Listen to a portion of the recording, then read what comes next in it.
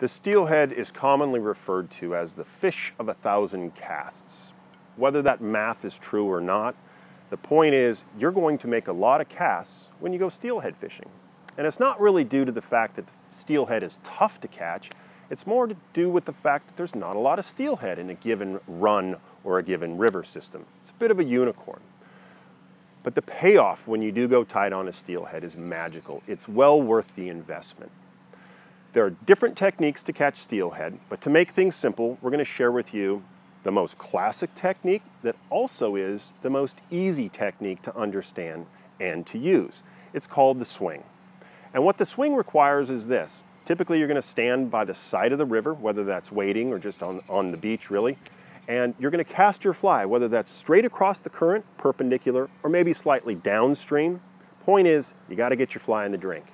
What happens next is almost inevitable. The current will continue to flow downriver, and your fly line will start to go with it. It forms a little belly, and your beautiful steelhead fly out in the river starts this graceful arc across current, eventually finishing near your bank, and your swing is finished. Cast, swing, and then what you're going to do after that swing is take a step downstream. My joke when talking about swinging for steelhead is it's kind of like you're mowing a lawn, just looking for sprinkler heads. That's a bit what a steelhead is out in the middle of a run. You don't know exactly where they are necessarily. You're just presenting your fly, and you're hoping one of these magical fish will come up and grab it. By the way, if you're wondering why they grab a swung steelhead fly, stop it. I used to wonder that. I've been doing this for 40 years. I gave up on that question and answer a long time ago.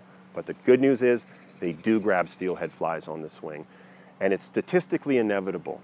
If you spend enough time on beautiful steelhead rivers, casting cross current, allowing the current to belly your line, and presenting your fly on a swing, it's inevitable. One day, a steelhead will grab your fly.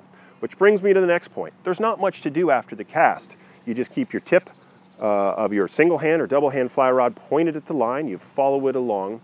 There's no slack in the system. So when a fish does come and grab your fly, there's no question. It's called the tug. Our joke is the tug is the drug. It's magical. You can even close your eyes, and when a fish goes tight, it'll almost hook itself. So, put steelheading on your list.